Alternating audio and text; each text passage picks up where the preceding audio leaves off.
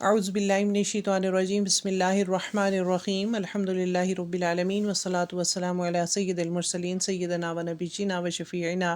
و مولانا محمد وآلہ واصحابہ وازواجہ وذریاتہ اجمعین رب اشرح لی صدری ویسر لی امری واحلل عقدۃ من لسانی یفقہوا قولی۔ آج انشاءاللہ پارٹ 2 ہم لوگ شروع کریں گے۔ ہم لوگ لام ساکنہ کے جو احکام پڑھ رہے تھے اس میں لام التعریف کا ہم لوگوں نے پڑھ لیا۔ اب ہم انشاءاللہ آگے لام امر کے بارے میں پڑھیں گے، اور یہ ایک ایسا لام ساکنہ ہے جو کہ فعل سے پہلے آتا ہے۔ اس کو لام کسرہ بھی کہتے ہیں، جیسے کہ تکملو ہمارے پاس ایک مضارع کا صیغہ ہے، فعل ہے، تو اس کے پہلے لتکملوا العدۃ، لتکملوا العدۃ لیعلموا، یہ لام امر کا جو ہے لام ساکنہ ہوگا۔ اور اگر اس سے پہلے واو، فا یا ثم آ جائے یعنی تو اس وقت ہم لوگ لام امر سے پہلے اگر یہ چیزیں تینوں آ جائیں گی تو وہاں پہ اظہار ہوگا، اور ہم اس کی ادائیگی کیسے کریں گے؟ فَلْيَكْتُبْ وَلْتَحْمِلْ وَلْيُمْلِلْ، یعنی ہم لام کو ساکن کر دیں گے اور پھر اس کی ادائیگی کریں گے، یعنی فا، واو یا ثم لیقطع، یعنی یہ الفاظ قرآن مجید میں ہمیں بہت جگہ مل جائیں گے، اور کافی الفاظ اس طرح کے آئے ہیں جس میں لام امر کا تذکرہ ہے۔ اس کے بعد ہمارے پاس لام الاسم آتا ہے، اس میں بھی اظہار ہوتا ہے، ادغام نہیں ہوتا۔ ایسا لام ساکن جو کہ کسی اسم کے اندر آ جائے تو اس کو لام اسم کہتے ہیں، اور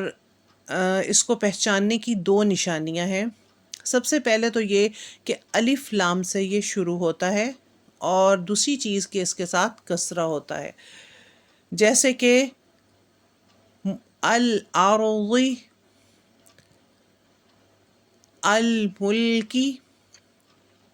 یہ اسم کے ساتھ آیا تو اس لیے ہم لوگ جو ہے اس کی ادائیگی اس طرح سے کریں گے۔ اب اگر ہم لوگ دیکھیں الفافا، اس میں لام جو ہے یہ الفاف پورا ایک اس کا حصہ ہے، اس کا روٹ ہے، تو اس لیے اس کو ہم اسی طرح سے ادا کریں گے۔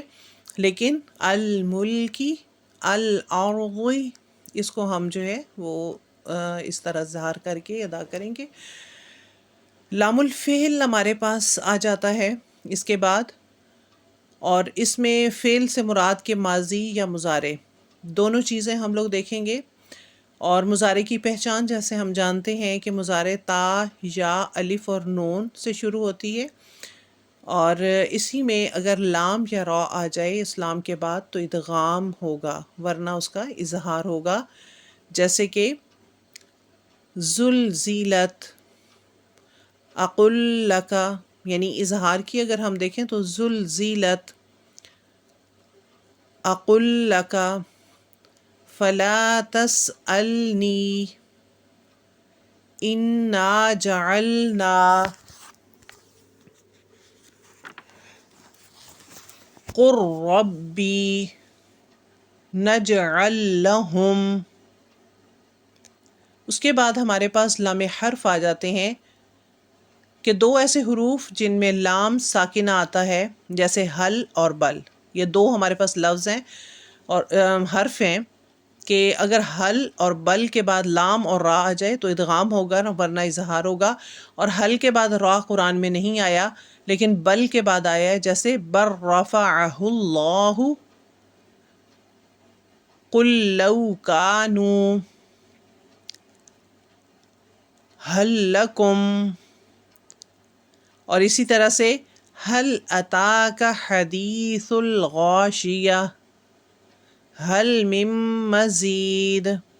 اس کی ادائیگی ہم لوگ اس طرح کریں گے، اور اللہ تعالی ہم سب کو صحیح طور پہ قرآن مجید پڑھنے کی توفیق نصیب فرمائے۔ السلام علیکم ورحمۃ اللہ وبرکاتہ۔